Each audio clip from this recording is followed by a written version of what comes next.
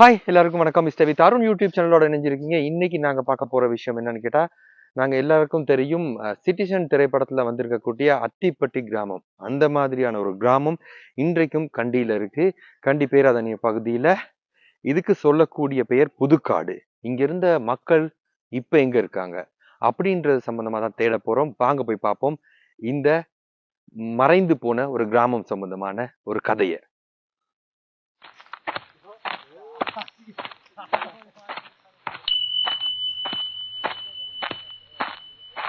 இது உங்களுக்கு தெரியுது ஒரு கேமரா ஒண்ணு. அதாவது இந்த பகுதியின் ஊடாக செல்லக்கூடிய பகுதியில பல கேமராக்கள் இப்படி பூட்டியிருக்காங்க. என்னன்னு சொன்னா, இந்த பகுதியில சிறுத்தைகள் நடமாட்டம் அதிகமா காணப்படுது. அதை கண்காணிக்கிறதுக்காக பல்லுயிர் கண்காணிப்பு திட்டம் அப்படின்ற ஒரு திட்டத்தின் கீழ் வனத்துறை பாதுகாப்பு திணைக்களத்தின் அனுமதியோடு இந்த கேமராக்கள் பொருத்தப்பட்டிருக்கு. உங்களுக்கு தெரியும், இந்த பாருங்க, இந்த இடத்துல சென்சர் ஒண்ணு பூட்டப்பட்டிருக்கக்கூடிய காட்சிகள் நமக்கு பார்க்கக்கூடியதாக இருக்கு. பெரிய ஒரு காடு தான். இப்ப இந்த பகுதியில வந்து யாருமே இல்லை. இந்த பகுதி உண்மையை சொல்ல போனா இந்த பகுதிக்கு வந்து நாங்க செல்லக்கூடிய பகுதி அப்படின்னு சொன்னா பேராதனை, கண்டி மாவட்டத்தின் பேராதனை பல்கலைக்கழக வளாகத்துக்குள்ள வந்தோன உடப்பேராதனை என்ற பகுதியில இருந்து உள்ளே செல்லக்கூடிய வீதியில தான் இந்த வீதி அமைக்கப்பட்டிருக்கு.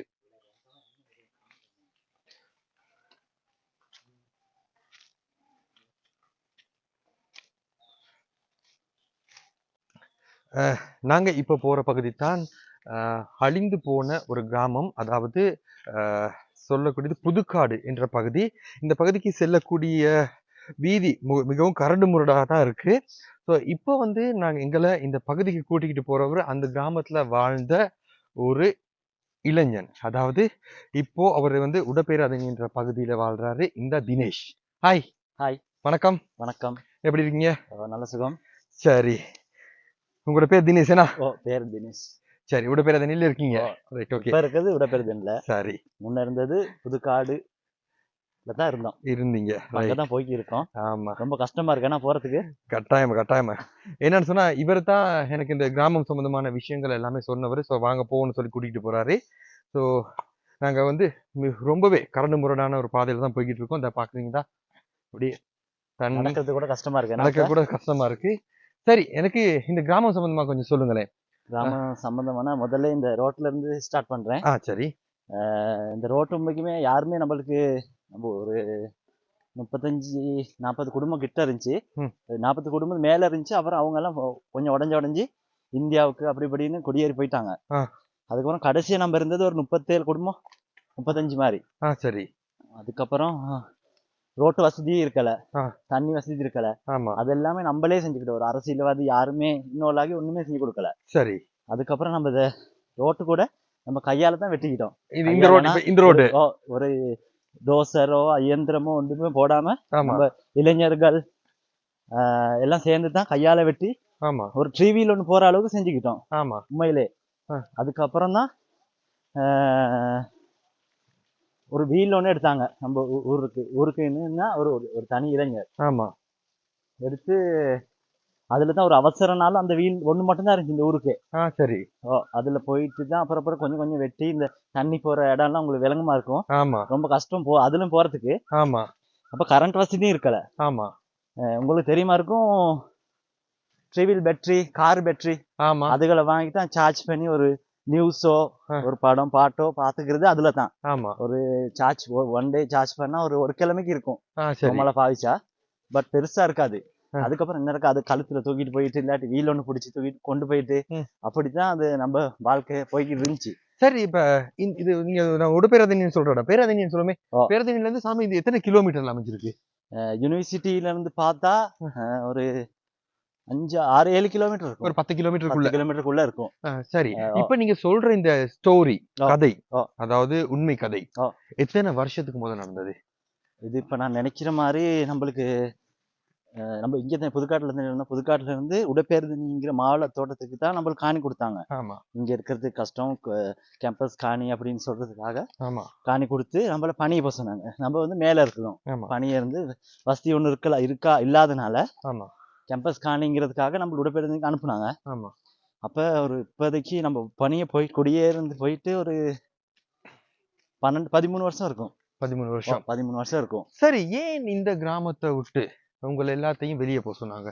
மெயினா காரணம்னா இப்ப நம்ம ஒரு குறிப்பிட்ட அளவு தானே இருந்தோம். குடும்பம் ஒரு 37 குடும்பம்னு சொல்லுவோமே. ஆமா. ஒரு குறிப்பிட்ட கொஞ்சம் பேர் தான் இருந்தோம். ஆமா. அதுக்காக பணியை காணி கொடுத்ததுக்கு வந்து இது வந்து முக்கியமா கேம்பஸ் காணி தானே, யூனிவர்சிட்டி பல்கலைக்கழக காணினால பேராதனை பல்கலைக்கழகத்தின் காணியில ஒரு பகுதி தான் இது.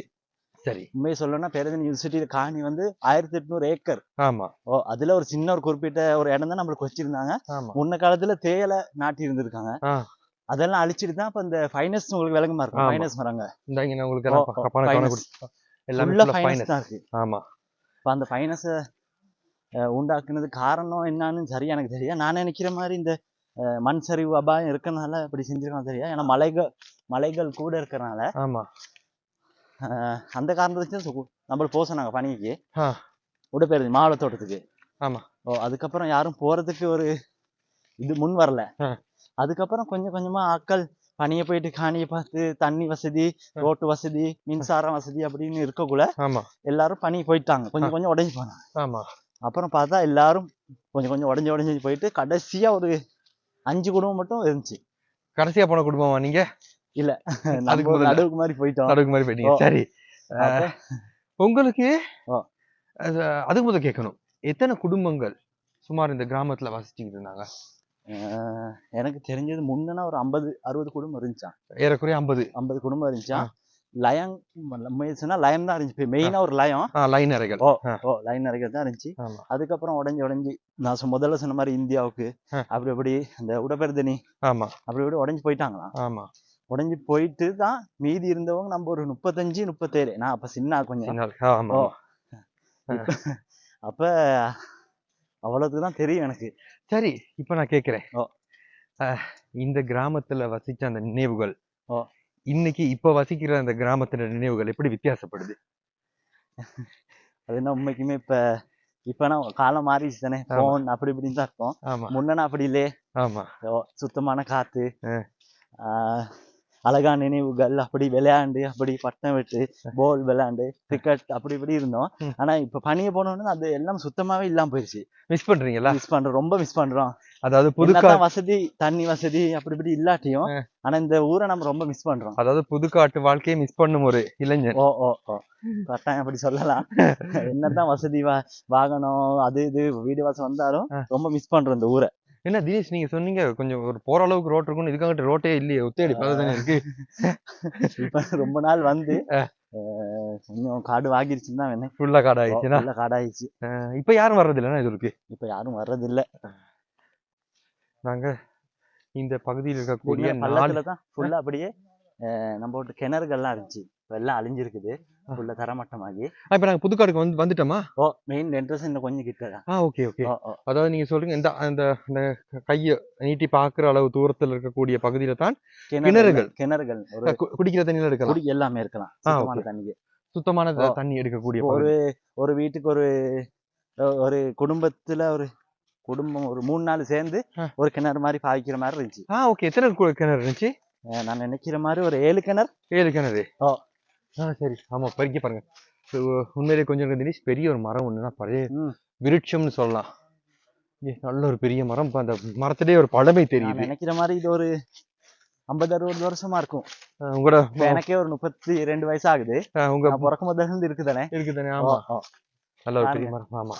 இதுதான் நம்ம இந்த ஆடுகள்லாம் அந்த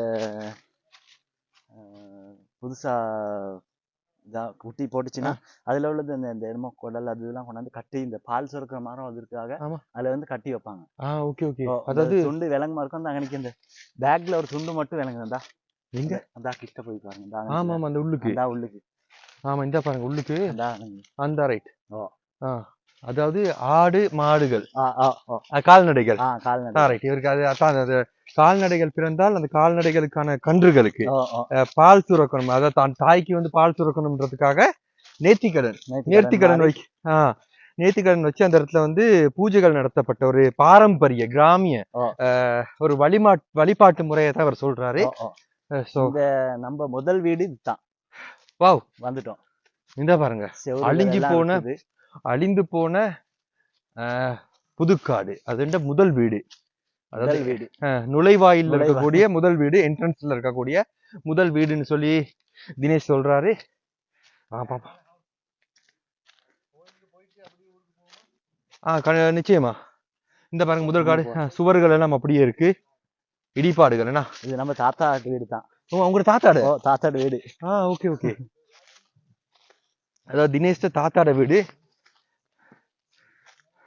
உங்களோட பரம்பரை வீடுன்னு சொல்லலாம். பரம்பரை வீடுன்னு சொல்லலாம் கட்டாயம், நிச்சயமா. இந்த வீட்டை பாக்குற நேரம் எப்படி இருக்கு? அவ்வளவு அழகா இருக்கும் பாக்குறதுக்கு முன்ன. இப்ப எப்படி இருக்குன்னு கேக்குறேன் மைண்ட். இப்ப பாக்க கவலையா தான் இருக்கு, என்ன செய்ய. பாம்பு எல்லாம் இருக்குமா? விளங்குறதுக்கு தான் இல்ல, சொல்ல முடியாதுன்னா. இங்க பாருங்க, உண்மையிலே பழைய நினைவுகளை மீட்டு பாக்குற நேரம் உண்மையே தினேஷுக்கு கவலை தான் இருக்கும்னு நினைக்கிறேன். இங்க இந்த வீடுகளோட சுவர்கள் இடிஞ்சி இடிபாடுகளாக காணப்படுது. சரி வாங்க நாங்க மறுபக்கம் போவோம். இன்னும் வீடுகள் இருக்கா? இப்படி பெரிய லயம் ஒன்று இருந்துச்சு, அதுல எதுவும் அடையாளம் இருக்கும்.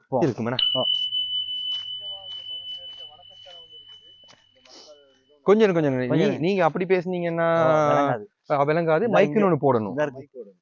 அப்ப நீங்க இங்க வாங்க இல்ல மைக்க போடுங்க. நீங்க வாங்க. நீங்க சும்மா பேசுனீங்கன்னா இது சும்மா பேசுறீங்க. இப்ப மேல பாத்து போடுங்க மைக்க. நீங்க சும்மா பேசுனீங்கன்னா உங்களுக்கு விளங்காது.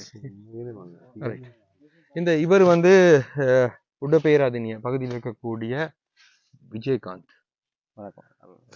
இப்ப இந்த பாருங்க கண்காணிக்கிற கருவி போட்டிருக்கு. சிறுத்தைகள் நடமாட்டம் இருக்கனால ஓகே. இல்ல கோயில் போயிட்டு வந்துருமா? கோயில் போயிட்டு வந்துரும். கோயில்னா அதுக்கு அங்கிட்ட ஒரு பெரிய கல் ஒண்ணு இருக்குது. பாத்துட்டு வந்துரும். யாரு நம்மளோட விஜயகாந்த் கிட்ட கேட்போம். சொல்லுங்க. இந்த ஊரை பத்தி உங்களுக்கு என்ன தெரியும்? இந்த ஊர் காலங்காலமாக இங்க மக்கள் வாழ்ந்த ஒரு இடம்னு சொல்லலாம். அதாவது எங்களுக்கு தெரிஞ்ச சிறிய வயசுல இருந்து இந்த பகுதிக்கு நாங்க வந்திருக்கோம். இது உங்களோட கிராமம் இல்லன்னா? இது நம்மளோட ஊருக்கு சம்பந்தப்பட்ட இன்னொரு கிராமம். அன்னைக்கு பக்கத்து ஊர் ஒரு கிராமம் அது. ஆனா நட்பு ரீதியா எங்கட அதாவது ஆலயத்துல நடக்கிற விசேஷங்களா இருக்கலாம், பஜனைகளா இருக்கலாம், எல்லாத்துக்கும் நம்ம இந்த பகுதிக்கு அதாவது வந்து கலந்துக்குவோம் நாங்க. ஆமா. மெயினா இப்ப நாங்க போற வணக்க ஸ்தலத்துக்கு நாங்க வழிபாடு செய்ய நம்ம ஊர்ல இருந்து ஆளுங்க இங்க வருவாங்க. ஆமா. அதை தொடர்ந்து மற்ற விசேஷங்கள் நாள்களே நாங்க இங்க வருவோம். இந்த மக்கள் அங்க பணி நீங்க வரக்குள்ள இருந்த இடம். ஆமா. அங்க இருந்து இவங்க நடந்து தான் வரணும் இங்க. சரி. போக்குவரத்து வசதிகள் குறைவே. ஆமா. அதனால நம்மளுக்கு தெரிஞ்ச சின்ன காலத்துல இருந்து இந்த மக்கள் இங்க வாழ்ந்ததெல்லாம் நாங்க கண்டிருக்கோம் இங்க. இது என்னது இந்த இடம்? இதுக்கு அங்கனதான் இருக்குது. அந்த வணக்கஸ்தலம் ஒண்ணு இருக்குது. இங்க கிணறு ஒண்ணு இருந்திருக்குது. இந்த இடத்துல ஒரு கிணறு ஒண்ணு இருந்ததுக்கான அடையாளங்கள் அப்படியே இருக்கு.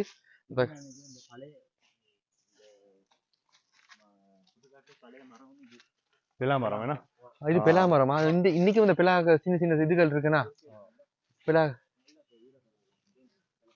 பாருங்க. இன்றைக்கும் இது காய்க்கக்கூடிய வகையில இருக்கு. மிகவும் பிரமாண்டமான ஒரு பழமை வாய்ந்த ஒரு பிலாமரம். ஒரு 50 வருஷத்துக்கு மேல இருக்கும். அப்படி இருக்கும். பார்க்கவே தெரியுது. 50 வருஷத்துக்கு மேல. எங்க கோவில் கொஞ்சம் முன்னாடி போகணும். அப்புறம் சொல்லுங்க உங்களோட நட்பு கிராமத்தை பத்தி. இங்க அதாவது ஒரு 25 குடும்பங்களுக்கு மேல இருந்தாங்க. என்ன தம்பி? 35 குடும்பங்கள் மேல மக்கள் இங்க வசித்து வந்தாங்க. அவங்களுக்கும் இந்த வாழ்வாதாரம் பெருசா இங்க இருக்கல. அவங்க கிராமப்புறத்துல இருந்து நகர்ப்புறத்துக்கு போயிட்டு அன்றாட தேவைகளுக்காக பூர்த்தி செஞ்சுட்டு வந்த மக்கள் தான் இருக்காங்க மிச்சம். அதை தொடர்ந்து இங்கிட்டு அவங்க சின்ன விவசாயங்கள் செஞ்சிருக்காங்க. அதாவது கீரை வகைகள் அது மாதிரி நாட்டி நகர்ப்புறத்துக்கு கொண்டு சந்தையில வித்து வந்த மாதிரி வாழ்வாதாரத்தை செஞ்சிருக்காங்க. இவங்களோட இங்க இருந்த குடும்பத்துல இருக்க பிள்ளைகளா இருந்தாலும் மிகவும் அதாவது இக்கட்டான சூழ்நிலையில தான் இந்த பாதை வழியால நகர்ப்புற பள்ளிக்கூடங்களுக்கு போயிட்டு கல்வி கற்று இன்னைக்கு சிறந்த ஒரு தொழில்துறைகள்ல சமூகமா இருக்காங்க. ஆமா. இதுதான் அந்த ஆலயம். இந்த பாருங்க, உண்மையாவே பழமையான ஒரு ஆலயம், புராதன ஆலயம். இன்னும் சிலைகளும் இருக்கு.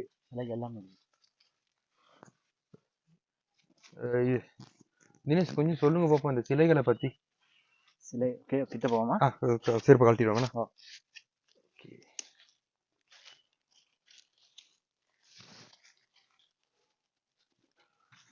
அழிந்து போன ஒரு கிராமத்தில் இருக்கக்கூடிய அழிந்து போன ஒரு ஆலயம். ஆலயம்னா இது இந்த மாதிரி தான் இருந்துச்சு. இதோட கொஞ்சம் நம்ம இந்த கூரையெல்லாம் செஞ்சு கொஞ்சம் நலையாம அப்படிதான் செஞ்சிருந்தோம். இப்ப யாரும் பராமரிக்காதனால இப்படி இருக்குது. இந்த சிலைகள் எல்லாம் முக்கியமே நம்ம தாத்தா மாரு வச்சதுதான். ஒரு விலங்கு மாருக்கும் அந்த சிலைக்கு பின்னுக்கு ஒரு கல் ஒன்று இருக்கு. அந்த கல் வந்து நம்ம தாத்தா வச்சதுதான். இந்த அந்த அரச மரத்தோட அங்கிட்டு அந்த இது, அதாவது கூட முன்னோர்கள் இங்க பாருங்க, பழைய சூலாயுதம். 2 சூலாயுதம் இருக்குன்னா 2 இருக்கு. மெயினா வந்து இது முனி. இந்த முதலாவது சிலை என்ன? அது வந்து ஒரு அது என்ன சிலை? அம்மன் இல்ல, கையில வந்து விஷ்ணுவா? விஷ்ணு இல்ல, இது காக்கர தெய்வங்கள் தான் கூட இருந்தது நினைக்கல. ஆமா, காளி. இது வந்து இது முனி தெய்வமா? இது எனக்கு சரியா அடையாளம் கண்டுக்கிற முடியல. நாக ஒரு சிலை ஒன்று இருக்கு, அதே நேரம் காளியம்மன் சிலை, அதை மட்டும் எங்களால அடையாளம் கண்டுக்க இல்ல. காளி முனிதான் முனி கோயில் தான் இது மெயினாவே. மணி ஒன்று இருந்துச்சு, அந்த மணியும் மணி இருக்கு. இந்த இருக்கு, மணி இருக்குது, அப்படின்னா பாதுகாப்பா இருக்குது மணி. இந்த பாருங்க, மணி ஒண்ணு இருக்கு, பித்தளையில் செஞ்ச மணி ஒண்ணு. பாரம்பரிய ஒரு இருக்கு.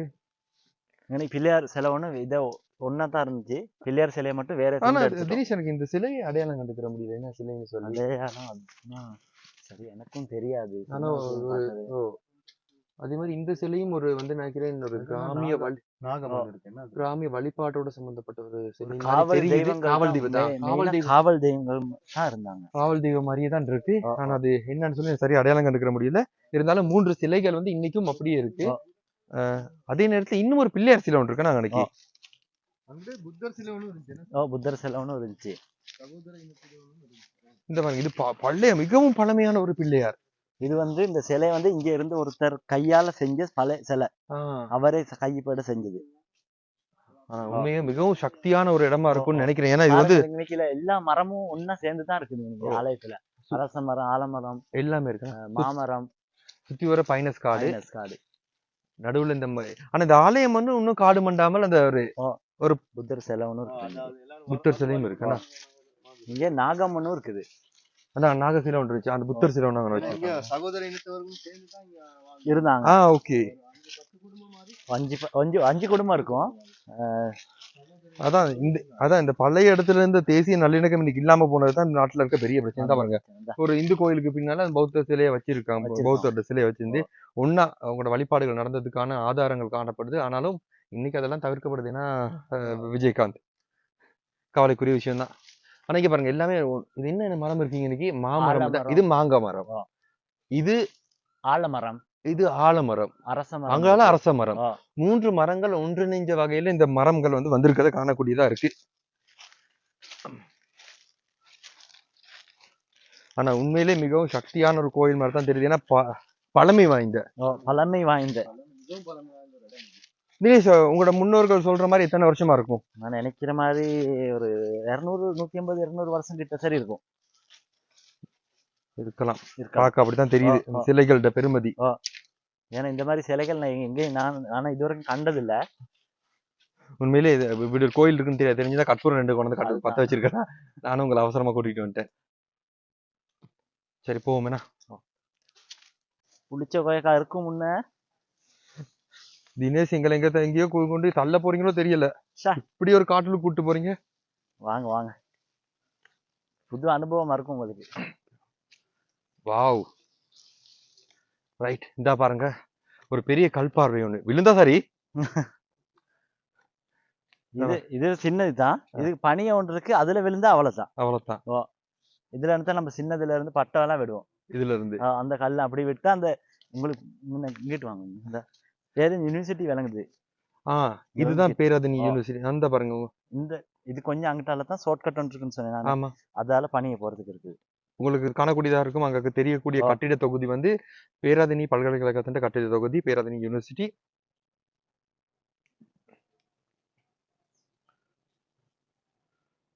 மிகவும் பரந்த ஒரு காடு. தினேஷ், பார்த்து கீழே. சரி, முன்ன ஆனா இப்படி இருக்கல, ஃபுல்லாவே நல்லா இதாதான் இருந்துச்சு, தரமாட்டோம் மாதிரி. ஆள் நடமாட்டம் இல்லாதனால தான் இப்படி ஆகியிருக்கு. இன்னைக்கு நாங்க இந்த அழிந்து போன புதுக்காடு பகுதி சம்பந்தமான எல்லா விஷயத்தையும் பார்த்திருந்தோம். தொடர்ந்தும் இவ்வாறான பல வீடியோக்களை வழங்குறதுக்கு தயாரா இருக்கேன். தொடர்ந்தும் எங்களோட இணைஞ்சிருங்க. இந்த வீடியோ பிடிச்சிருந்துச்சுன்னா சப்ஸ்கிரைப் பண்ணுங்க, லைக் பண்ணுங்க, ஷேர் பண்ணுங்க, சப்போர்ட் பண்ணுங்க. தொடர்ந்தும் எங்களோட இணைஞ்சிருங்க. எல்லாருக்கும் நன்றி, வணக்கம்.